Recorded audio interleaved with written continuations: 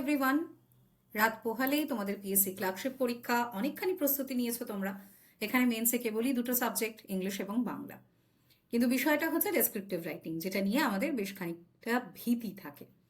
তো একেবারে last minute আমরা অলরেডি অনেকখানি প্রিপারেশন করেছি, পেড ক্লাস, ওয়াইটি ক্লাস, সর্বত্র প্রতিবেদনের বিভিন্ন টপিক যেগুলো আসতে পারে, যেগুলো আসবে, সারাংশ, বঙ্গানুবাদ সব নিয়ে প্রচুর প্রচুর আলোচনা হয়েছে। অনেক অনেক নোটস অলরেডি প্রোভাইড করা হয়ে গেছে। এখন সেগুলো নিয়ে আর আলোচনা হয়তো প্রয়োজন নেই, কারণ অলরেডি প্রিপারেশন হয়ে গেছে। বাট এই মুহূর্তে দাঁড়িয়ে যারা ক্লার্কশিপ পরীক্ষার্থী, তাদের জন্য কি করণীয় এবং কি করণীয় নয়, এবং কোন জায়গাটা আমি সব থেকে বেশি ফোকাস করব, সেটা একটু আলোচনা করব তোমাদের সাথে, যাতে তোমরা যে অ্যাংজাইটি রয়েছে যে এটা করব কি এটা করব না, কারণ ডেসক্রিপটিভ রাইটিং এটা ভীষণ ভীষণ গুরুত্বপূর্ণ। কিভাবে লিখবো, কিভাবে টাইম ম্যানেজমেন্ট করব। কারণ দেখো, টাইম ম্যানেজমেন্টটাই এখানে কি ফ্যাক্টর। যারা এটা রপ্ত করে ফেলতে পারছে, তাদের কিন্তু আর ভয়ের কোনো কারণ সে অর্থে নেই। 30 মিনিট প্লাস 30 মিনিট ইংলিশ এবং বাংলা, সেটা তুমি বি প্লাস ই বা ই প্লাস বি যেটা তুমি করবে, সেটা তোমার উপর ডিপেন্ড করছে তুমি কোনটাতে বেশি স্ট্রং। আমি বলবো যেটাতে তুমি বেশি স্ট্রং সেটা তুমি আগেই করে ফেলো, তাতে তোমার কনফিডেন্স লেভেলটা বুস্ট হবে অনেকটা।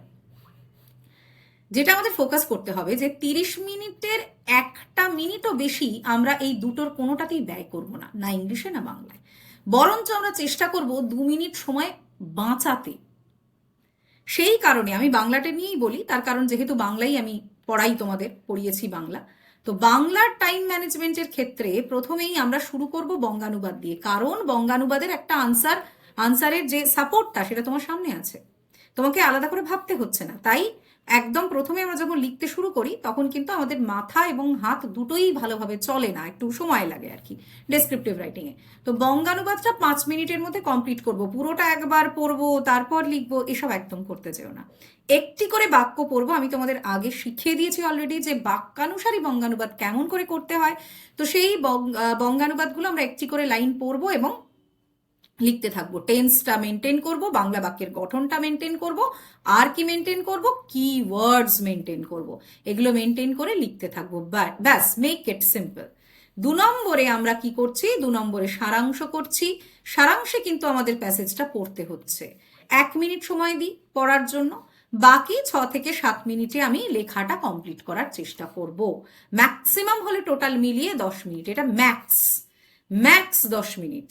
ঠিক আছে, একবার পড়ছি এবং তারপর একটা মূল ভাবটা বুঝে নিয়ে তার শিরোনামটা একদম ঝট করে লিখে ফেলছি। শিরোনামে কিন্তু আন্ডারলাইন হয় না। আর টোটাল শব্দ সংখ্যাটা গুনে প্রথমেই একদম মূল ভাবের পরেই 1/3টা করে ফেলছি, কারণ এটা ম্যান্ডেটারি পয়েন্ট, এটা না হলে কিন্তু হবে না। 1/3টা করে ফেলছি, ঠিক আছে। এবং শিরোনামের পর, শিরোনামে আন্ডারলাইন হয় না, আমি বলেছি অনেকবার, শিরোনামে আন্ডারলাইন কিন্তু হয় না, ঠিক আছে। শিরোনামটা আমি জাস্ট ভাবটা বুঝে সহজ ভাষায় শিরোনাম লিখছি, 1/3 মূল অংশটা লিখছি, কোনো রকম প্যারাগ্রাফ হয় না। আর প্রশ্ন হতে পারে সাধু ভাষায়, তোমার আনসার রাইটিং হবে চলিত ভাষায়। ক্লিয়ার? এটা মনে রেখো, প্রশ্ন হোক সাধু ভাষায়, তোমার আনসার চলিত ভাষায়। ওকে, যে কোনো প্রশ্নের জন্য তোমার আনসার অনলি চলিত ভাষা, সাধু ভাষায় কখনো কোনো পরীক্ষায় প্রশ্নের উত্তর হয় না, ঠিক আছে। তাহলে সারাংশের পরে আমরা চলে গেলাম প্রতিবেদনে। আমি বলবো প্রতিবেদনটা শেষে লেখো, কমন এলেও লেখো, কমন আসবে এটা আমার বিশ্বাস, যে প্র্যাকটিসটা টেক্সটবুক সুপার কোচিং এর ছেলেমেয়েরা করেছে তাতে কমন আসতে বাধ্য, রিলেটেড টপিক তোমরা পাবে। প্রতিবেদনের ক্ষেত্রে 160 ওয়ার্ডের টার্গেট নিয়ে আমরা এগোচ্ছি, সেখানেও শিরোনামটা প্রথমে লিখবো, কারণ মক টেস্টে আমি দেখেছি অনেকে হয়তো ভাবে পরে লিখবে, ভেবে আর ব্যাস সেটা মিস করে যায়। শিরোনামটা লিখবো, আন্ডারলাইন করব না। তারপর কি করছি, ফরম্যাট। কি ফরম্যাট, নিজস্ব সংবাদদাতা, স্থানের জায়গায় কলকাতা লিখতে পারি বা ক খ গও দিতে পারি, আর পরীক্ষার দিনের তারিখ দিতে পারি, অথবা কোনো ইনসিডেন্ট দিলে সেই ইনসিডেন্টের পরের দিনের তারিখটা ইউজ করতে পারি। তারপর একটা কোলন দিয়ে লেখা শুরু করছি, ব্যাস।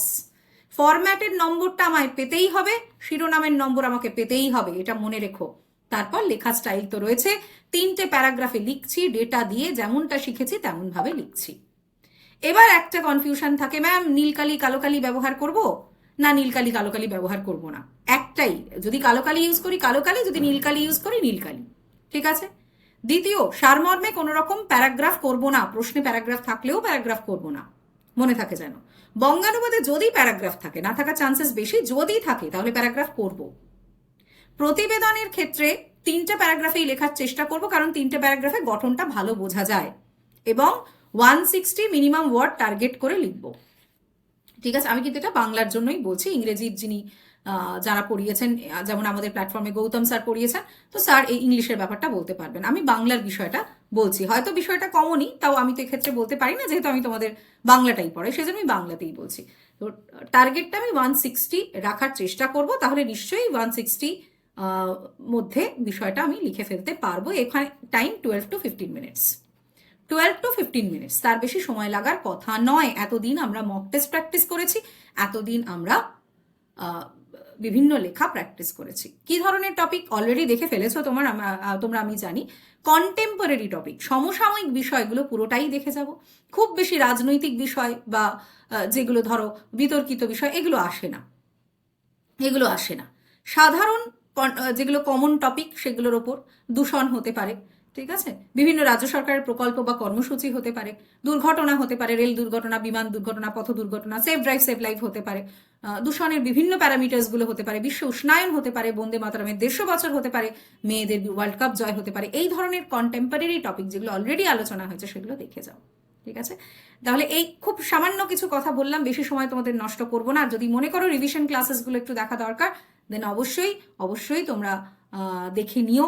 রিভিশন ক্লাস হিসাবে আমার প্লেলিস্ট করা আছে, সেই প্লেলিস্টটা একবার রিভিশন হিসাবে দেখে নিও। আর কোনো রকম অ্যাংজাইটি করো না, জাস্ট কলমটা ধরবে এবং চেষ্টা করবে 28 মিনিটে বাংলাটা কমপ্লিট করার।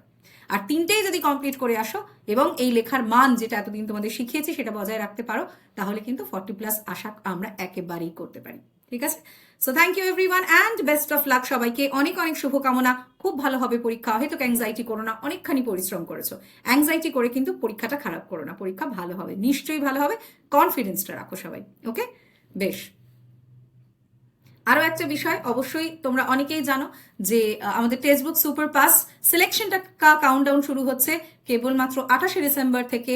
12 মান্থের প্রাইস কত হবে, ভীষণ চমকপ্রদ একটা প্রাইজ আসতে চলেছে। সেই চমকপ্রদ প্রাইজের জন্য কিন্তু চোখ রাখতে হবে আমাদের বিভিন্ন ওয়াইটি সেশনে, আমরা জানাবো, কারণ সামনে তোমাদের বহু পরীক্ষা ভালো হতেই হবে। তোমাদের প্রত্যেকটা প্রস্তুতির সাথে আমরা ভীষণ রিজনেবল প্রাইস রাখি, যাতে আমরা তোমাদের সাথে থাকতে পারি। সো সিলেকশন কাউন্টডাউন খুব তাড়াতাড়ি শুরু হচ্ছে, 28 তারিখ মানে আগামীকাল। চোখ রাখো, অবশ্যই জেনে যাবে what will be the price. Thank you everyone.